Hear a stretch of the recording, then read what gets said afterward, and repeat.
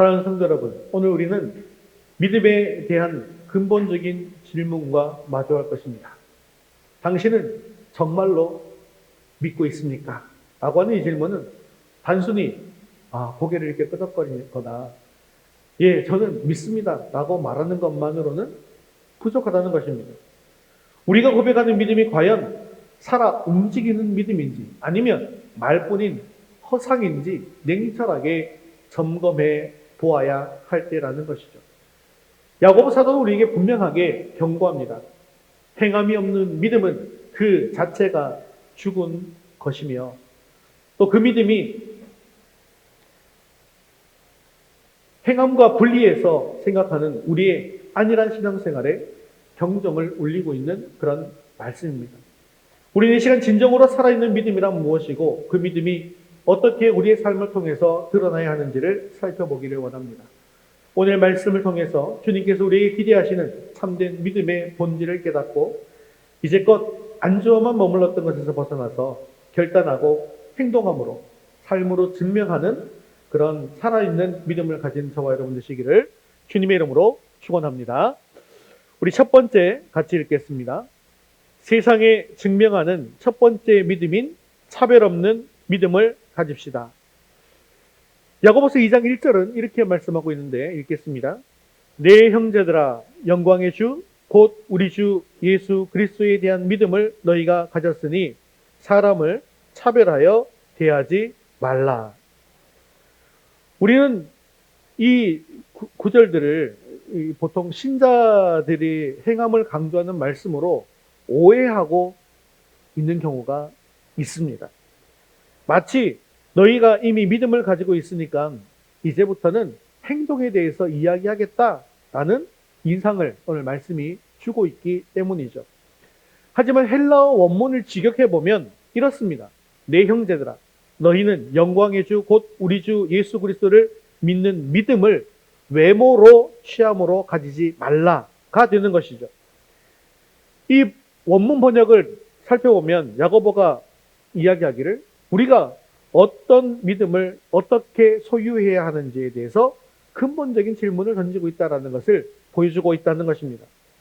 야고보는 겉모습만 번지르르한 믿음, 즉 외모로 사람을 취하는 믿음을 경계하고 있는 것이죠. 야고보가 비판하는 외모로 취하는 믿음은 무엇일까요? 2절에서 4절까지를 보면 야고보는 금가락지를 끼고 아름다운 옷을 입은 사람과 이 남루한 옷을 입은 가난한 사람이 회당에 들어왔을 때 이 모습을 비교하고 있는 거예요. 부자가 들어왔을 때는 여기에 좋은 자리에 앉아서라고 하면서 굽신굽신거리고요. 가난한 자에게는 너는 거기 서 있든지 아니면 내 발등상 아래에 앉아라 라고 말하는 행위를 지적하고 있더라는 것입니다. 그런데 이런 모습은 과거의 이야기가 아니라 현대 교회의 모습을 그대로 이야기하고 있는 듯한 착각을 일으킵니다. 즉 오늘날 현대 교회 안에서도 외모로 사람을 판단하고 차별하는 일이 존재한다는 것이죠. 스포츠 중계를 보다 보면 해설자가 선수에 따라서 차별하는 경우가 있습니다. 스타 플레이어가 공을 오래 가지고 이렇게 있으면요.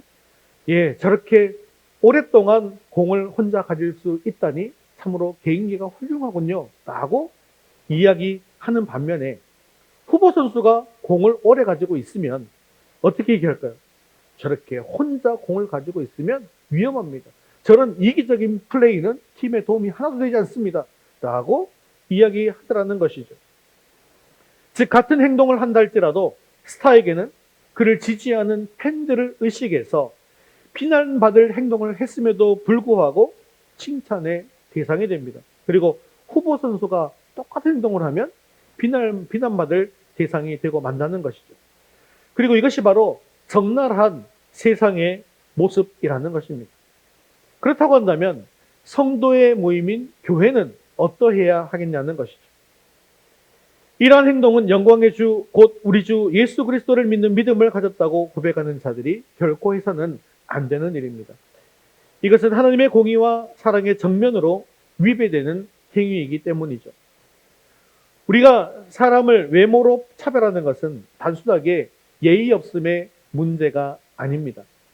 그래서 우리 안에 있는 편견과 세상적인 가치관이 하나님의 공평하신 사랑과 은혜에 우선하고 있음을 이야기하고 있다는 것이죠.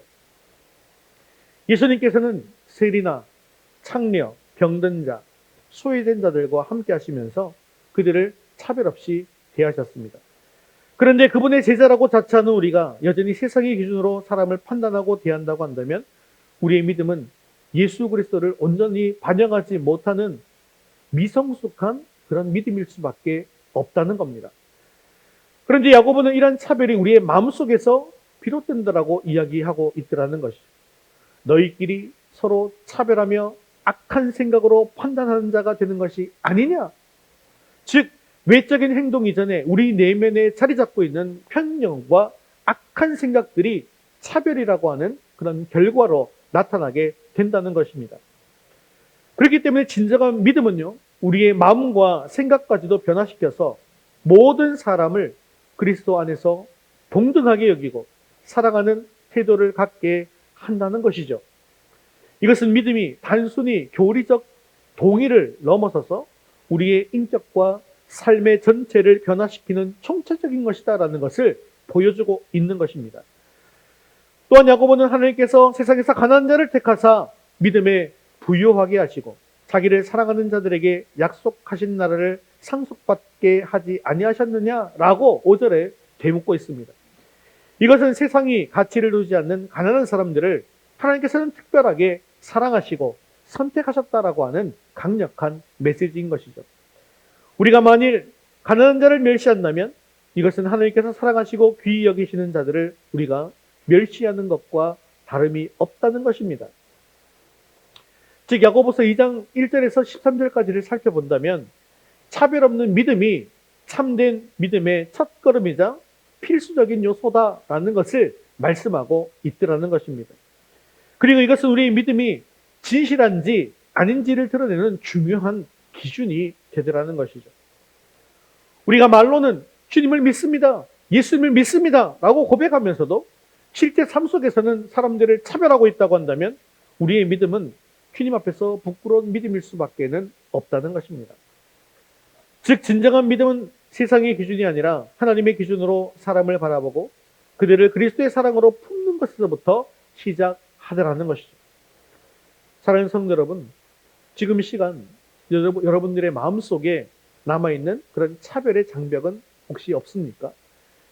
혹시 무의식 중에 사람을 외모나 배경, 학력, 재산, 심지어는 직분 같은 것으로도 판단하고 있지는 않습니까? 진정으로 예수 그리스도를 믿는다고 한다면 예수님의 사랑으로 모든 사람들을 품고 그들을 차별 없이 대해야만 합니다. 주님은 가난한 자와 낮은 자를 귀히 여기셨습니다. 그러므로 오늘부터 우리는 말뿐이 아닌 행동으로 모든 사람을 그리스도의 사랑으로 대하는 차별 없는 믿음을 실천할 수 있기를 바랍니다. 그리고 이러한 삶은 우리의 믿음이 살아있음을 세상에 증명하는 첫걸음이 되어진다는 것이죠. 지금 당장 우리의 주변을 살펴보십시오.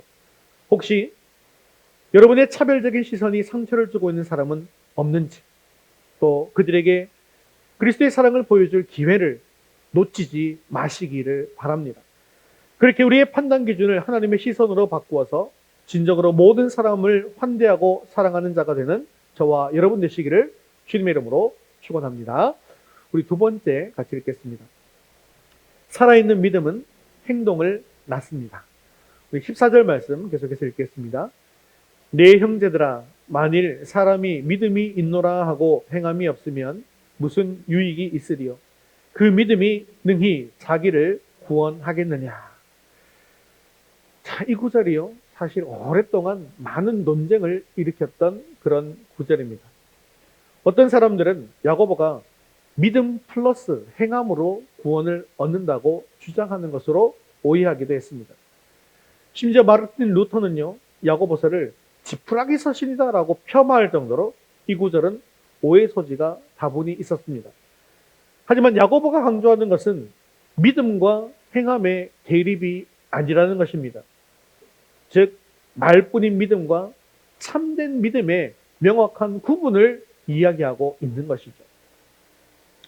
야고보는 믿음이 있노라라고 하는 표현을 사용함으로써 말만 하는 믿음과 실제 행함으로 드러나는 믿음 사이의 대비를 보여주고자 했습니다. 나 스스로 저는 믿음이 있습니다 라고 이야기하는 것만으로는 아무런 유익이 없다는 것이죠. 15절 16절에서 그는 이 점에 대해서 아주 분명하게 이야기하고 있습니다. 읽겠습니다.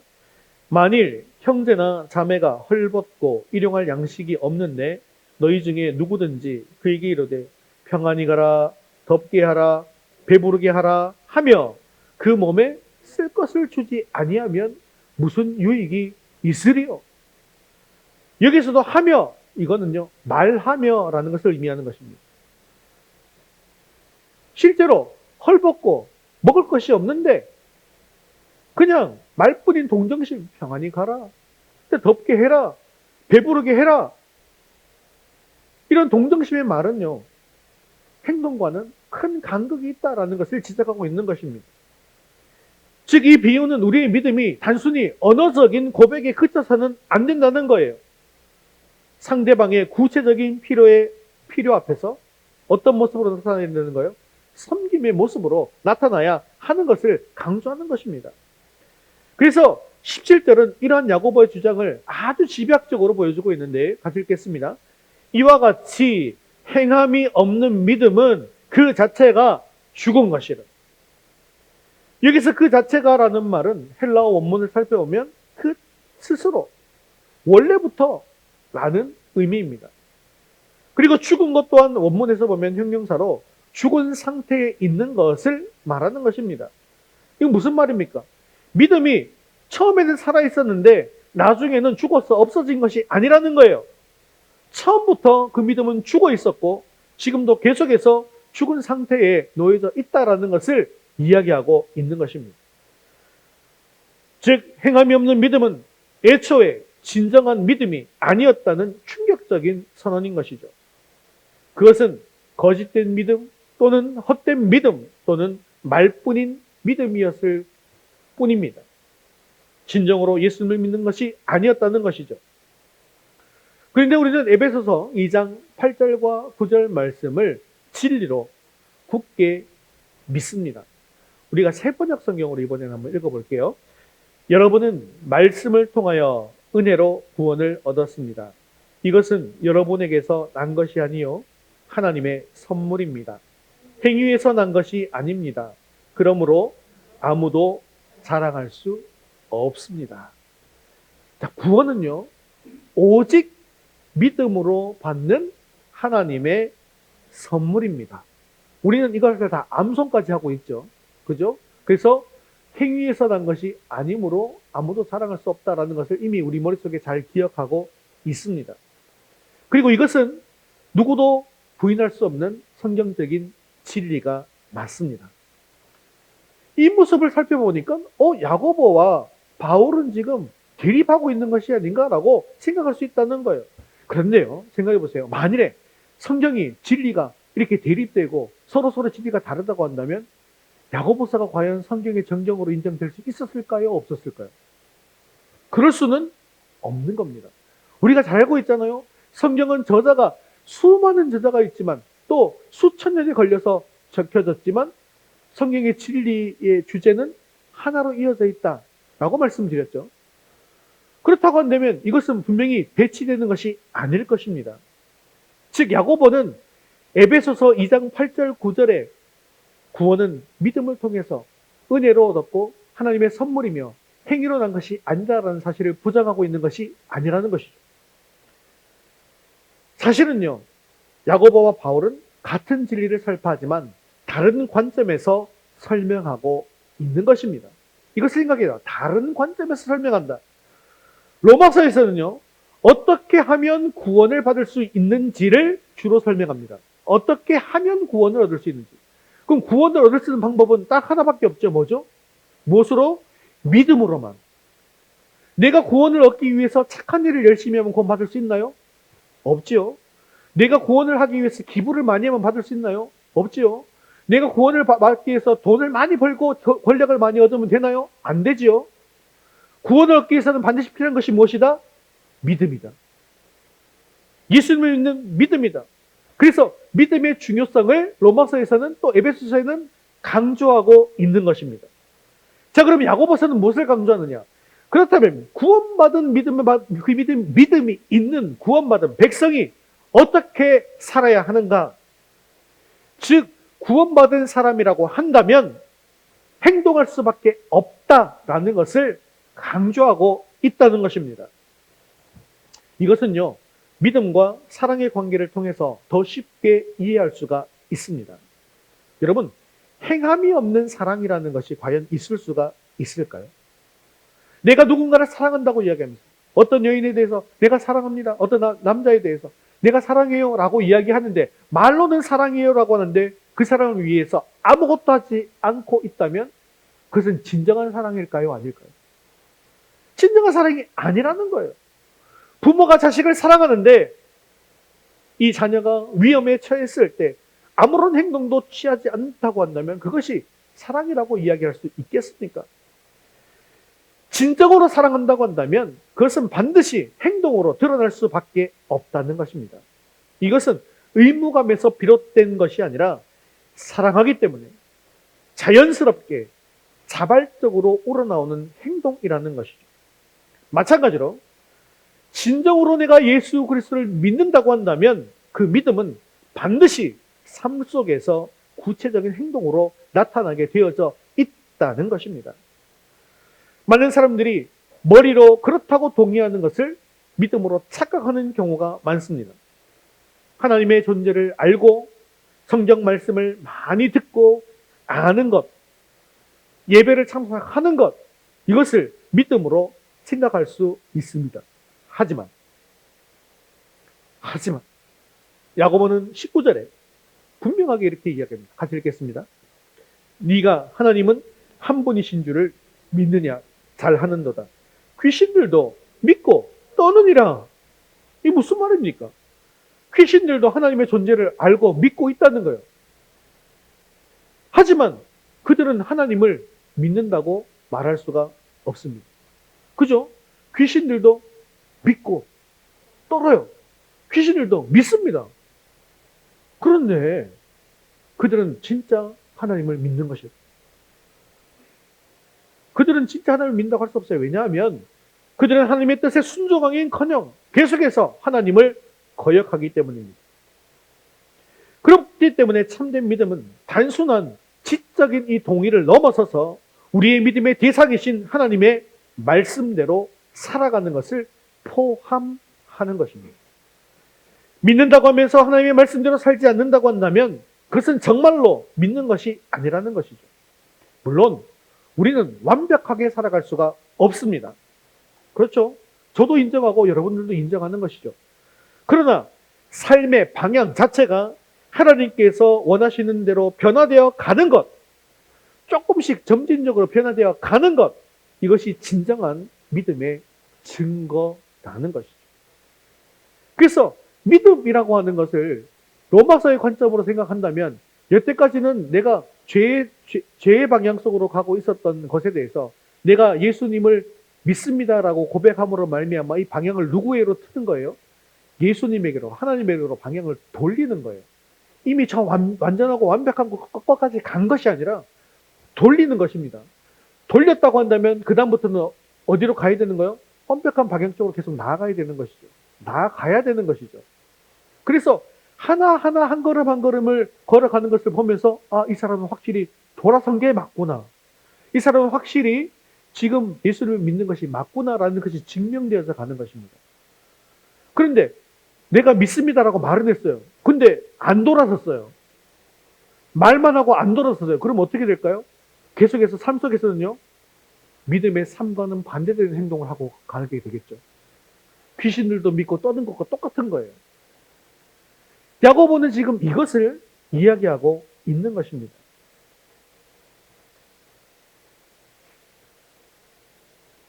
그렇기 때문에 하나님의 뜻에는 전혀 관심이 없고 내 마음대로만 살아가고 하나님과 상관없이 살아가고 있는 삶이라고 한다면 과연 내 믿음이 진짜인지를 한번 점검해 보아야 한다는 것입니다.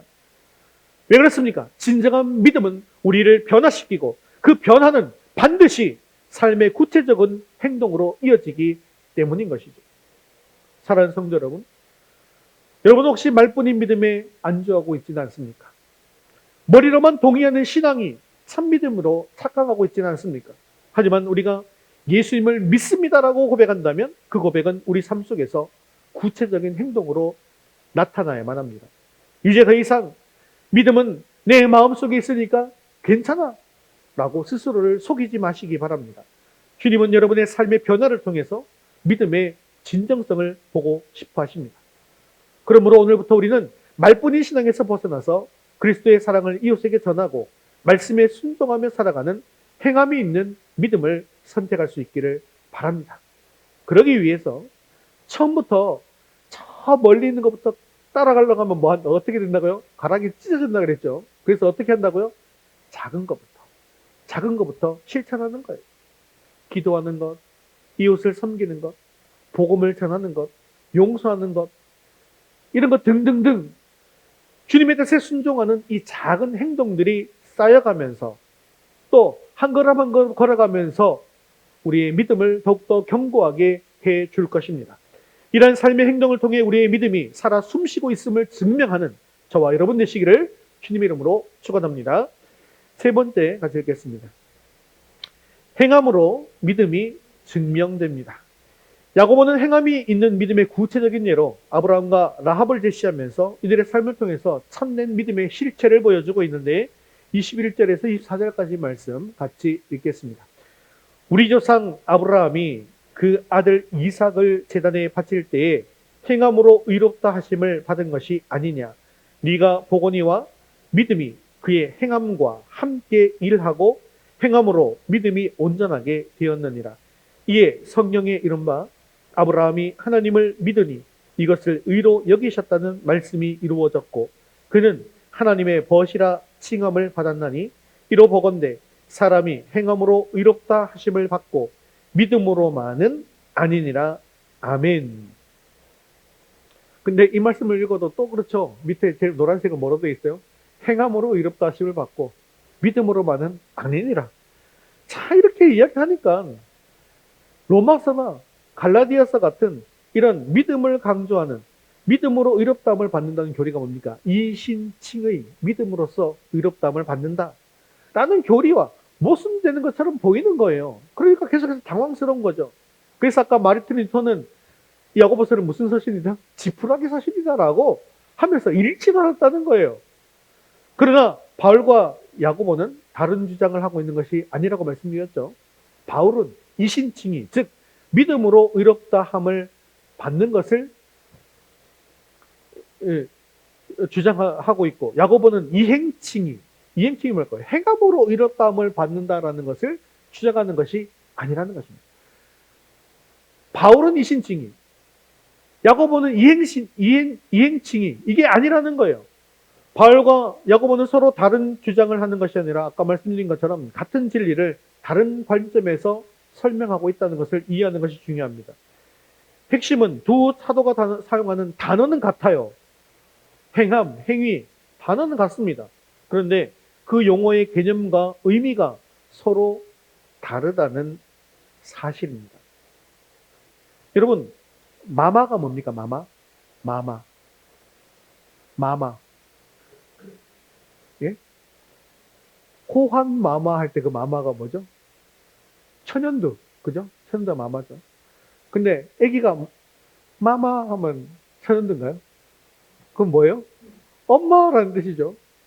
그러면 궁전에서 마마 하면 천연두 걸렸어요 이런 뜻인가요? 아니면 마마, 엄마 이렇게 부르는 건가요? 뭐예요? 누구를 볼 때 마마 그래요? 왕족들을 볼 때 또 마마라고 하죠.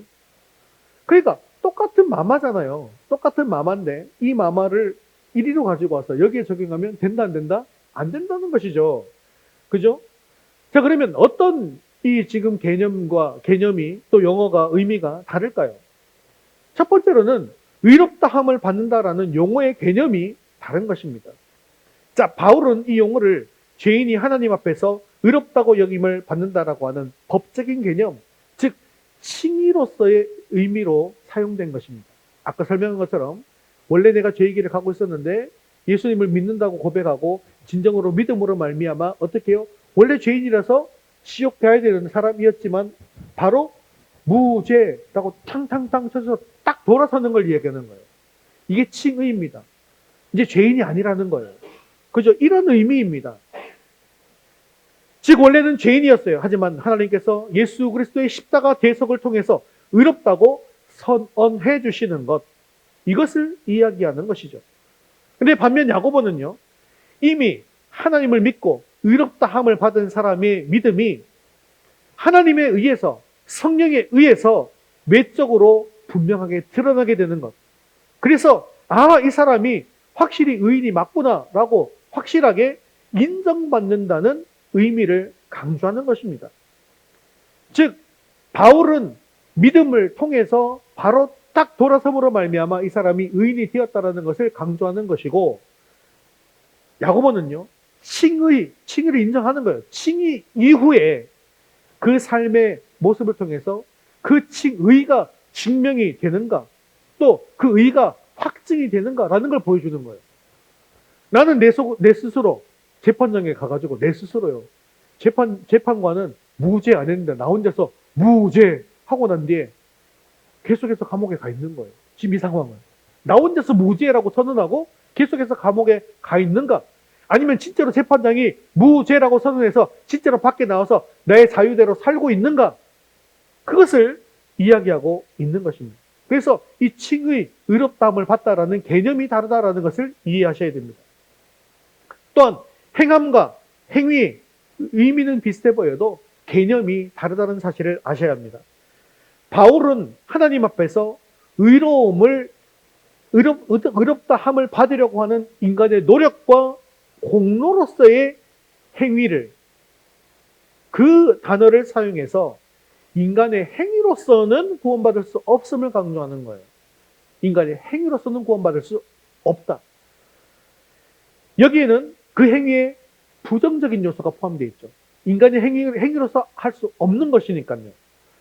그런데 야고보는 믿음의 열매로 나타나는 자발적인 순종과 삶의 변화로서의 행함을 강조하고 있는 것입니다.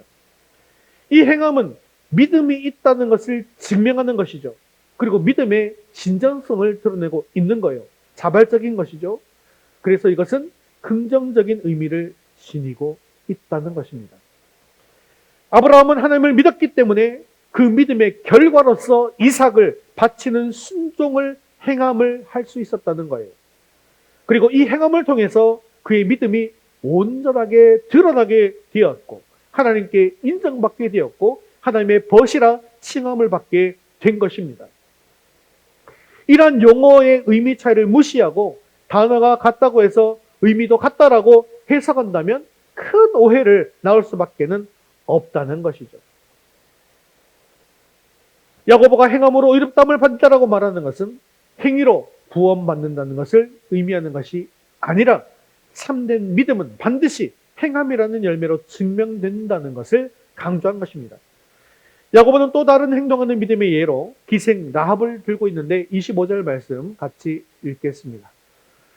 또 이와 같이 기생 라합이 사자들을 접대하여 다른 길로 나가게 할 때에 행함으로 의롭다 하심을 받은 것이 아니냐. 라합은 여리고 병사들에게 거짓말을 해서 두 정탐꾼을 보호해 주었고, 이는 그녀에게 엄청난 위험을 초래할 수 있는 그런 행동이었습니다. 그러나 라합은 이스라엘의 하나님을 믿는 믿음으로 이 위험한 결정을 내리게 되었고, 그 결과 여리고성이 멸망할 때 라합과 라합의 가족은 구원받는 은혜를 입게 된 것이죠. 라합의 믿음이라는 것은요, 단순하게 그냥 하나님에 대한 이야기를 듣고 나는 하나님을 믿습니다라고 하는 그런 지식, 고백 이런 것이 아니었다는 거예요. 라합의 믿음은요, 그냥 믿는다라고 얘기한 게 아니에요. 죽음을 무릅쓰고 하나님 편을 택하는 모험적인 행동이었다는 것입니다. 사실 아브라함의 믿음은 마찬가지예요. 자기가 죽는 것이 아니지만 자기의 생명보다 더 소중한 자기의 아들의 죽음을 선택하는 모험을 했다는 것이죠. 진정한 믿음이라고 한다면 아브라함이나 라합처럼 우리를 모험적인 길로 인도합니다. 안전하고 당연한 일에 믿음이 별로 필요하지 않지 않습니까? 안전하고 당연한데 무슨 믿음이 필요합니까? 그냥 하면 되죠. 하지만 위험하고 불확실하고 앞이 보이지 않을 때 우리는 하나님의 약속의 말씀을 굳게 붙잡고 그 말씀대로 행동하는 믿음이 필요하다는 것입니다. 믿으면 행동하게 되어져 있고 행동을 통해서 우리의 믿음은 더욱 온전하게 세워지는 것입니다. 그래서 야고보서 2장 26절은 이렇게 결론지어서 말씀하고 있는데 26절 말씀 같이 읽겠습니다. 영혼 없는 몸이 죽은 것 같이 행함이 없는 믿음은 죽은 것이니라. 자, 여기서 죽은 것 역시 형용사입니다. 처음부터 계속해서 죽어있는 상태를 의미하는 것입니다. 영혼 없는 몸이 처음부터 죽은 상태에 있었던 것처럼 행함이 없는 믿음도 처음부터 죽은 믿음이었다는 것입니다. 자, 이 말은 뭡니까? 행함이 없는 믿음이라는 것은 한 번도 살아있던 적이 없는 믿음이었다라고 하는 강력한 선언이라는 것이죠. 그래서 아까 말씀드린 것이 이제 이해가 되시죠? 내가 믿는다라고 고백은 했지만 법정에서 나는 무죄라고 나 혼자 스스로 선언한 거예요. 그러니까 어디로 가는 거예요? 계속 감옥으로 가는 길로 갈 수밖에 없는 겁니다. 근데 예수님이 무죄라고 땅땅땅 해주고 난 뒤에 방향을 딱 돌아섰으니까 이 사람은 그 예수님을 믿는 믿음을 가지고 올바른 길로 걸어갈 수 있게 되어진다라는 것이죠. 따라서 야고보서 2장이 말하고자 하는 의미가 무엇입니까? 너희는 믿음이 있는 그 상태에서 플러스 행위를 더해라 라는 게 아니에요. 그리고 행위가 없으면 지옥 간다라는 의미가 아닙니다. 믿음이 있다고 한다면 그 믿음을 증명하는 참된 믿음을 가지라는 것입니다.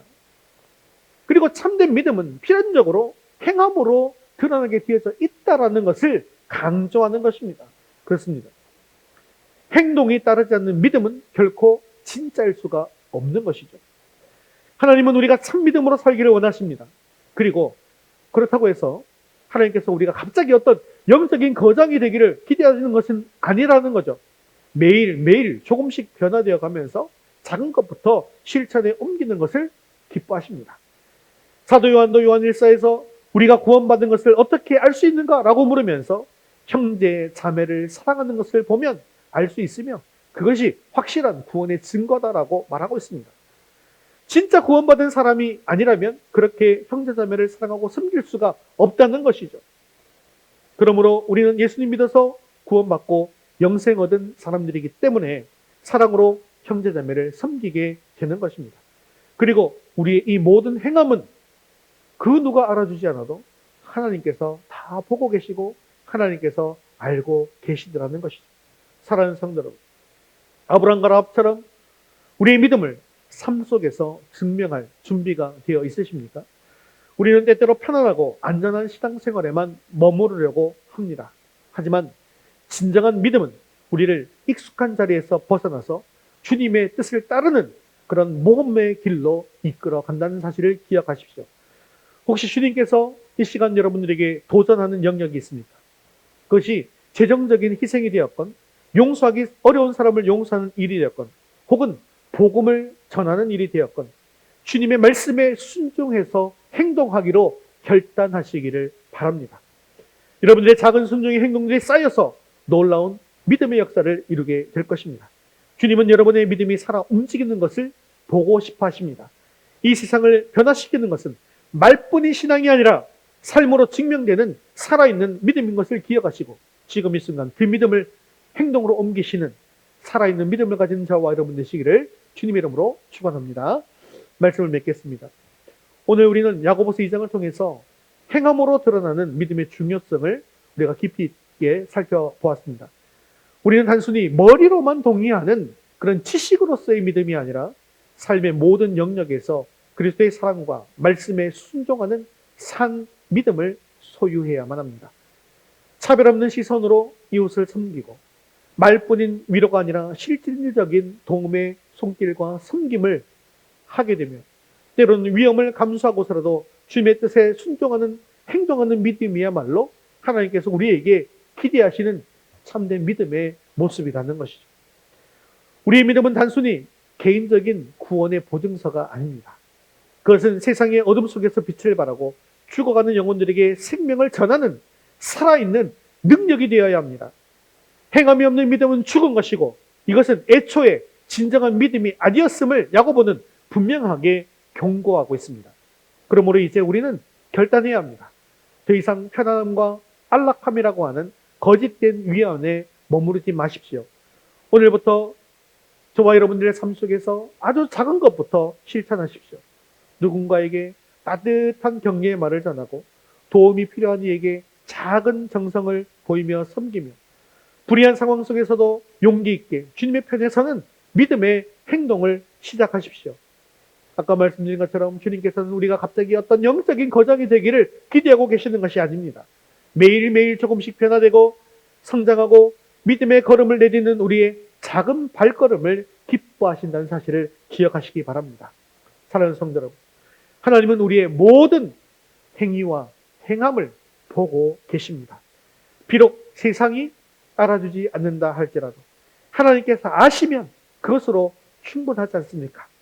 여러분의 삶 믿음이 사랑과 순종의 열매를 맺어서 세상에 그리스도의 향기를 전하고 주님께 영광 올려드리는 그런 위대한 삶이 되어질 수 있기를 주님의 이름으로 축원합니다.